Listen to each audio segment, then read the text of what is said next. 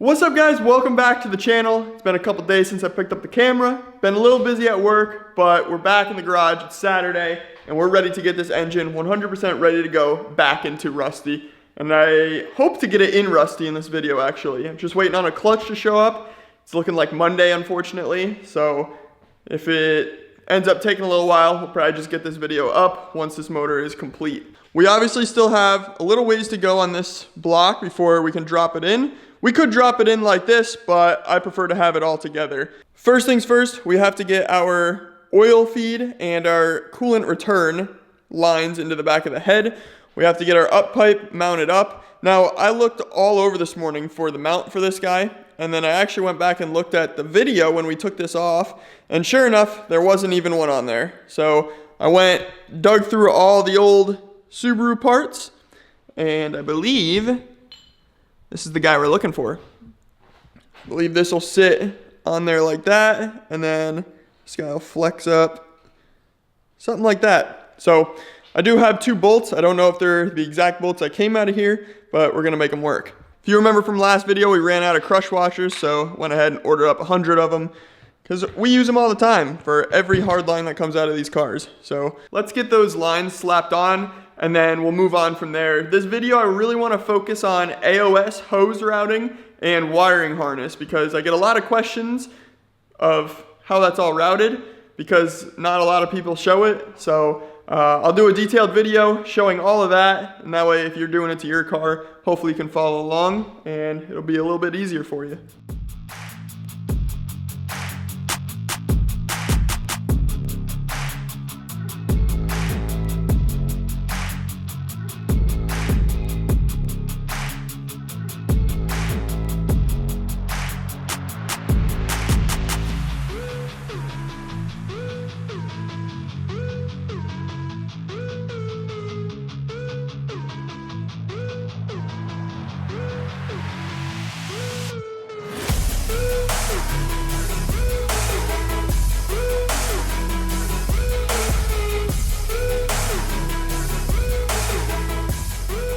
We now have our coolant crossover on, we got our cam sensors in, all of our hard lines are installed.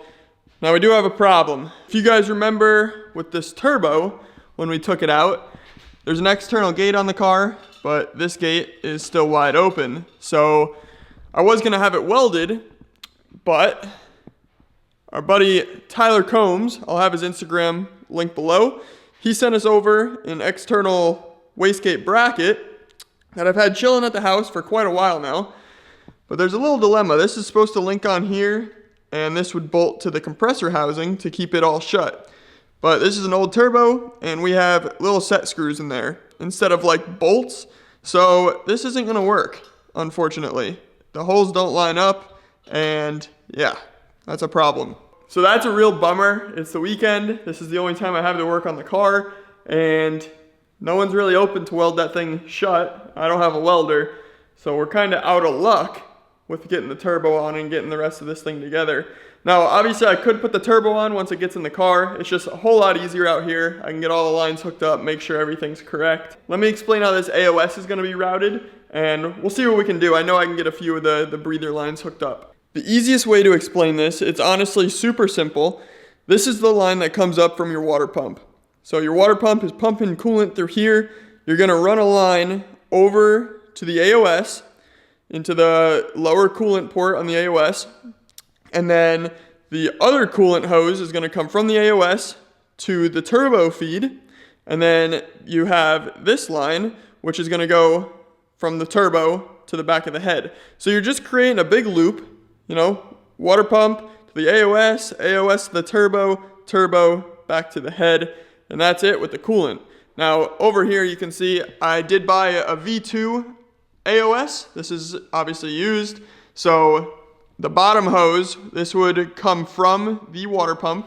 Obviously you have to extend this out, so I have a little 1/2-inch barb in here. We'll use one of these to hook on and extend the line.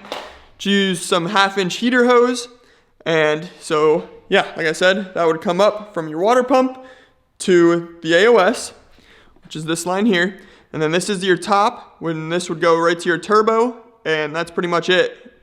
Everything else remains the same because we're using the same return line from the turbo to the back of the head. Now the other lines are all super simple. These two, so this top one and this bottom one, I run the top one straight to this port on this valve cover and the middle one to this port on this valve cover.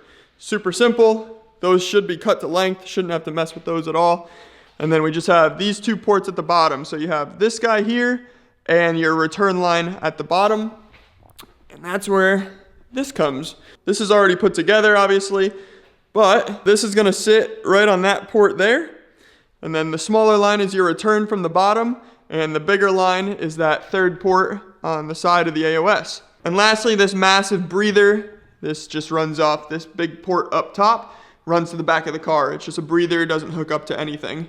So I just started to hook up our other breathers. This one's super simple. You're gonna take some 5/8 fuel line, PCV line, you know, anything that doesn't create moisture. Tap a T into that port on the block right there.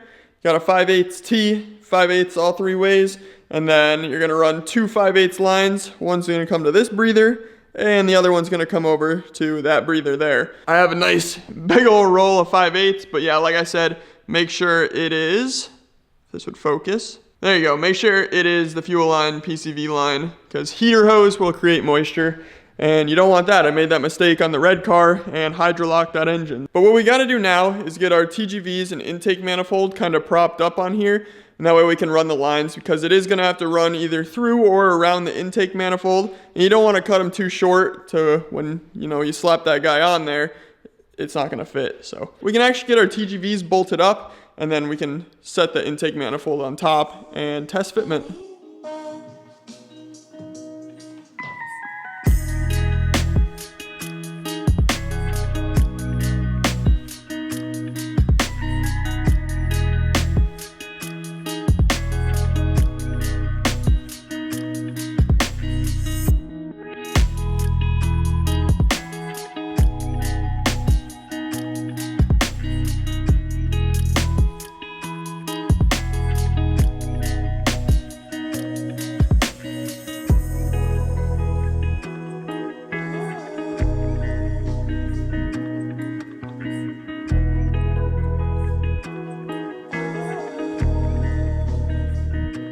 So this is how it's gonna look from the back.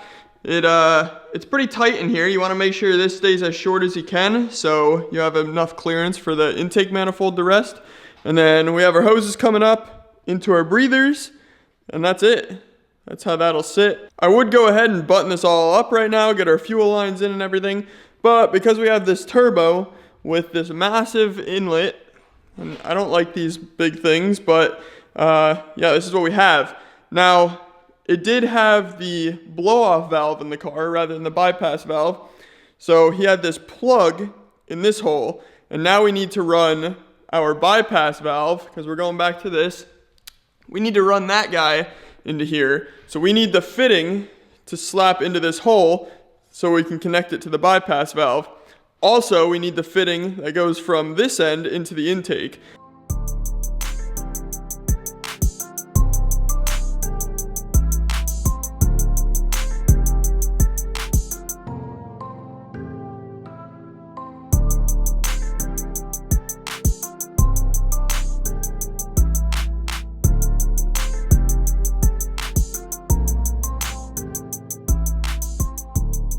So I'm still out here just mocking everything up. Nothing's really too tight, but I can show you this Y back here comes up, splits the compressor housing. Just have the lines kind of tucked up right now. But what I want to show you, a little cool hack I found. We're not going to be using these little ports anymore, so I was trying to figure out how I could plug them up. The little flare nuts that I used for the flares on the red hatch actually fit right into that hole just like that. You tighten up these little bolts and it seals the hole. Who would have known? So that's one little problem solved. And now we just need to figure out our little bypass valve pipe and this end here. And then we just need to get our turbo welded, because that ain't gonna fly. Well, it's a few days later now, and we went ahead, got our turbo all welded up. This thing ain't going nowhere.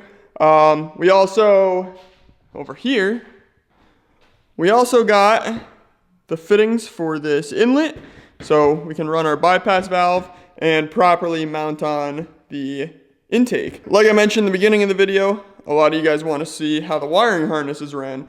And on the Subarus, it's very, very easy. It's bolted onto the bottom of the manifold at these two locations here, and then one on the side right there. Fuel lines are right underneath that with two little 10 mils, and that's pretty much it. So you know that it hooks up on the passenger side of the car, so you have your main terminal on the left, and it runs just completely across the manifold. So once you get it bolted up, it kind of aligns all the wires where you need them, and yeah, the rest is just plugging stuff in. Just from doing this a few times, I know that most of the blue connectors go to the ABCS solenoids. One goes to the EBCS.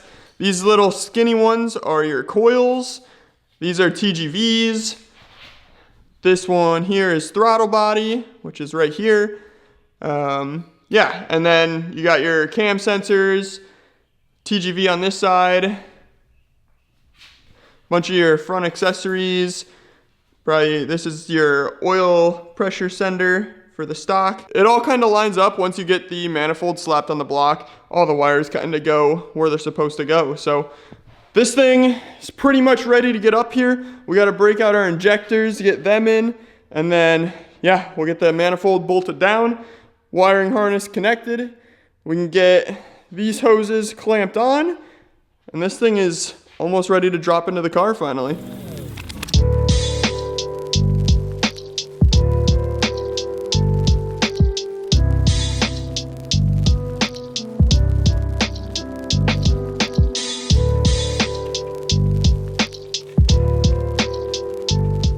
So looking at the passenger side of the harness over here, I know that this blue one is EBCS, and then you have cam sensor and fuel injector. Now these are your two fuel injector ones. The shorter one is going to go to the closer injector, and the further one is going to go to the further injector. This blue guy down here is going to go straight into your ABCS solenoid there.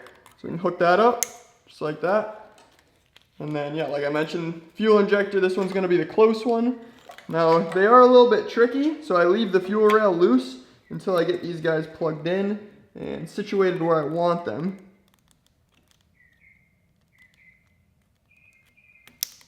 That one's in. Tuck the fuel rail down, and now we can plug this one in. Just like that. And then make sure your injectors are tucked into the fuel rail, and you can get it bolted down into your TGVs.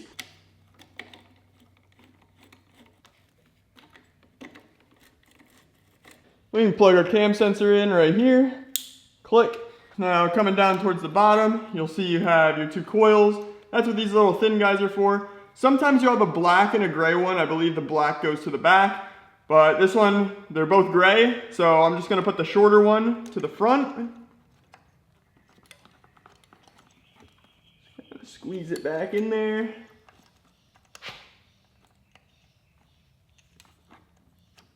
Just like that. And then put the longer one to the back. This is TGV. And then you got a blue and a gray wire. Those are going to go to your ABCS solenoid and cam sensor down under this cover down here. Now we can plug our cam sensor in and our ABCS solenoid. That's it.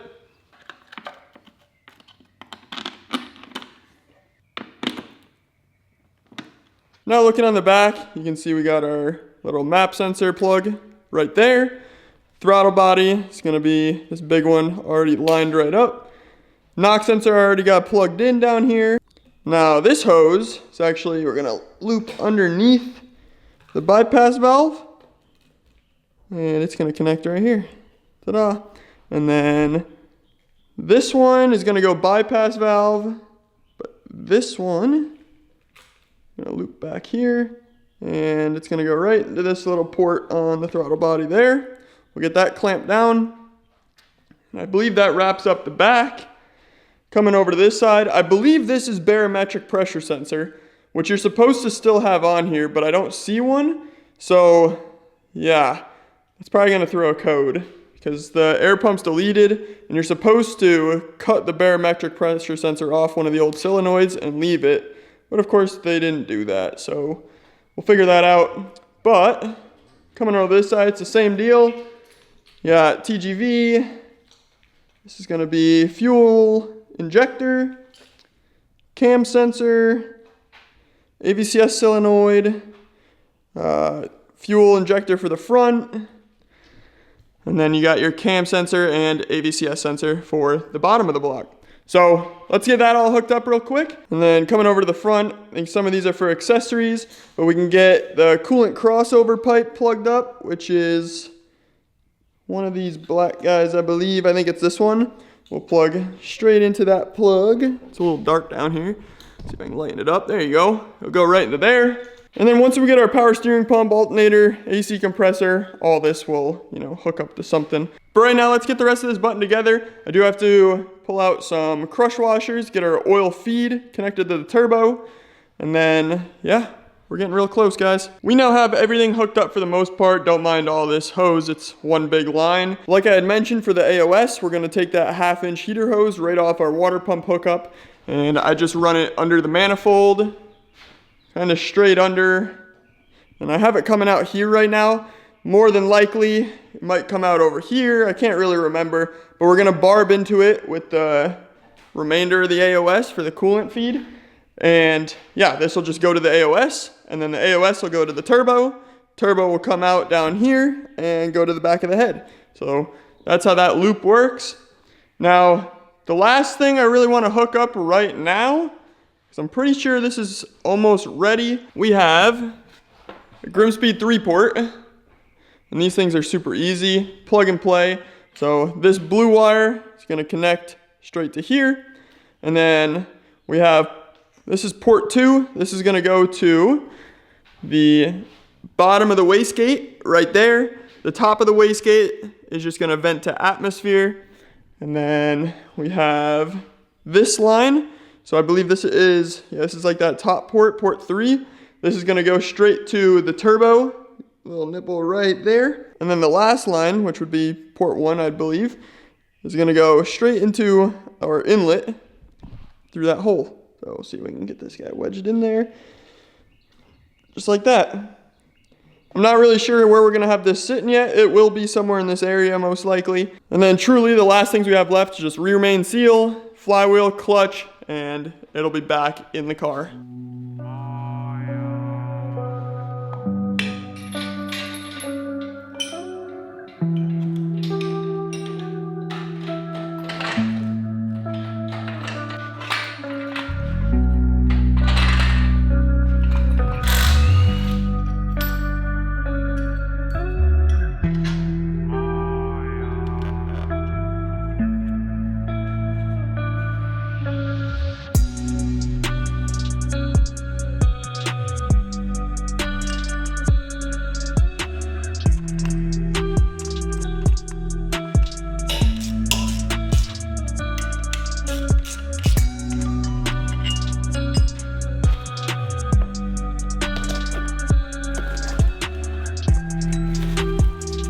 So we are running a comp clutch. This is essentially just an OEM replacement, nothing too fancy. Comes with everything you need, throwout bearing, pilot bearing, little tool, your clutch, pressure plate, and then we have our flywheel turned over here.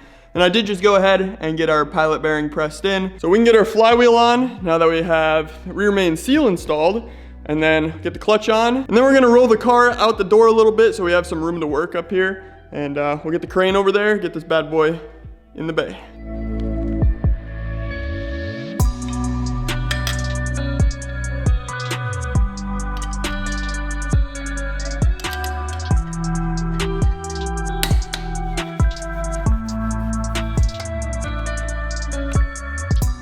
Pressure plate's all torqued down. Pull out the alignment tool. Motor is ready to drop in the car. I did just go ahead and get our throwout bearing in there. Clutch fork is all good to go. Everything is ready. So let's get this thing pushed out a little bit and we'll drop this thing in there. Alrighty, plenty of space. We got the car jacked up, got the transmission jacked up. Sometimes this can take a whole day, sometimes it can take 5 minutes. Let's hope it takes 5 minutes yeah, sometimes it's not fun, but fingers crossed.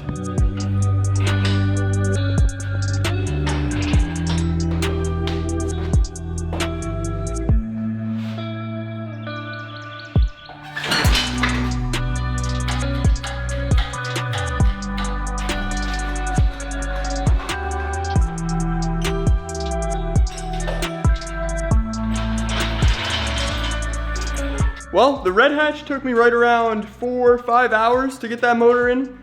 I struggled with it frickin' forever. I don't know why. This one, 22 minutes. Motor's in the car. We got 2 bell housing bolts in. We still got to get the rest of it all bolted up, but yeah, kind of went right in. Took the bumper beam off.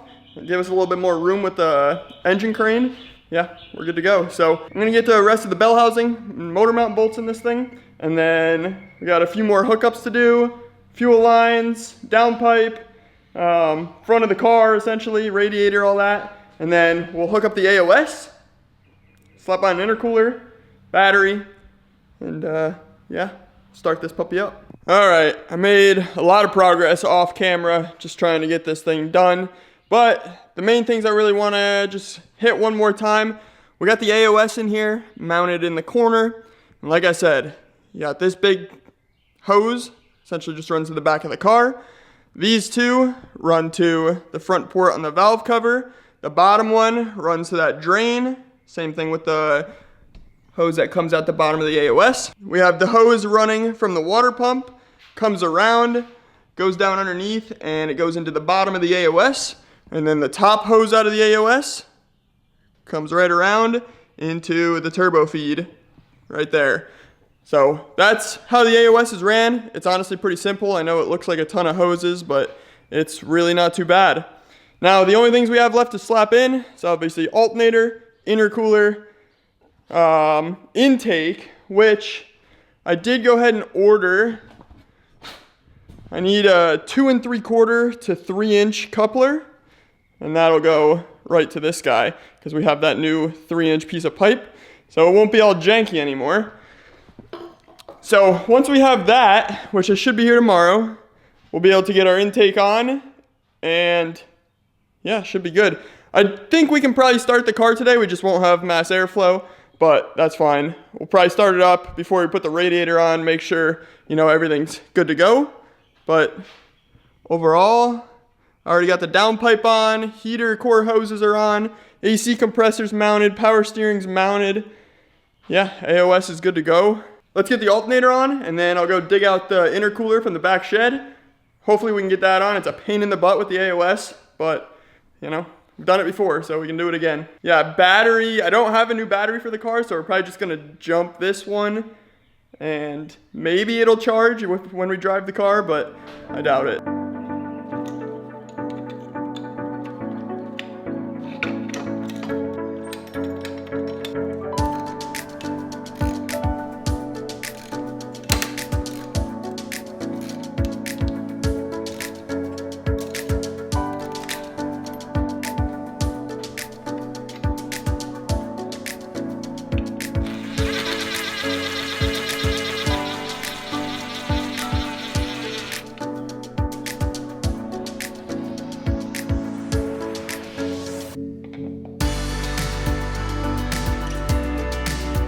All right, we got RuSTi all back together for the most part. I didn't get the radiator in, didn't get the intake in, but I think we have enough stuff in to crank it over and maybe get a first start. So I'm gonna pull Panzer in, we'll get this thing jumped.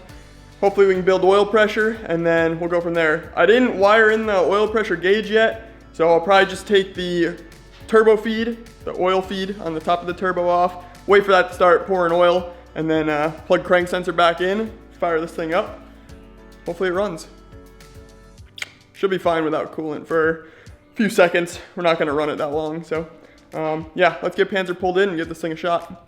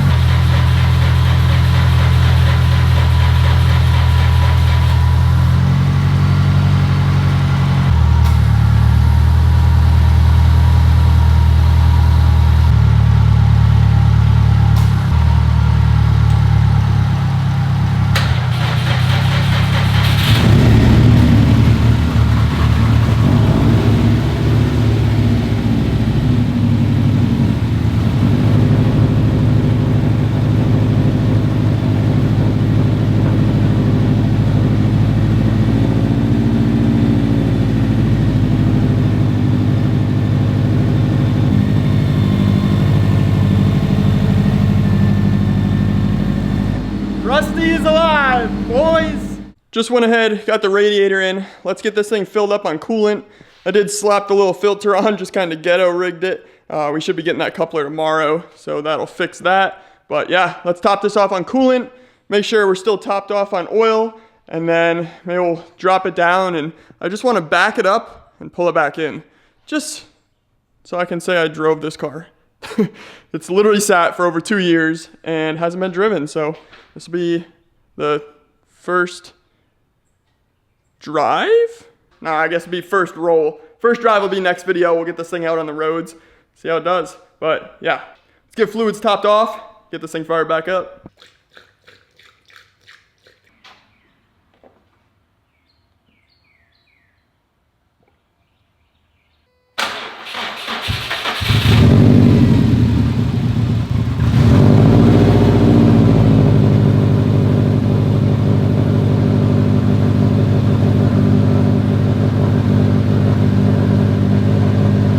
Very loud in there. I don't have the rear end of the downpipe really hooked up because there was only one bolt in it when I got it.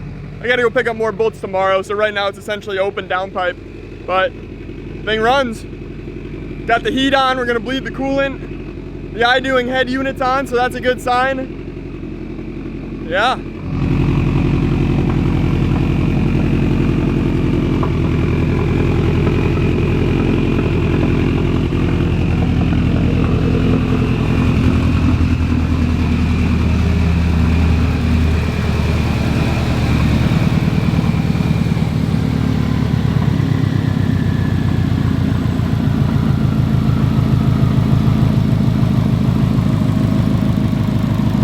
There she goes, she kind of calmed down a little bit, so I can actually talk in here now. Sounds good, sounds healthy, so happy with that. Let the coolant bleed all the way through, and yeah, we'll be good. It appears to be up to temp, so that's good. Yeah, I-doing head units on. Seems like it works just fine, so that's good.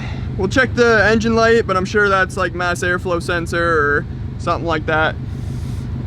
The heat kind of smells a little weird in here. Hasn't ran for a while, so could be why.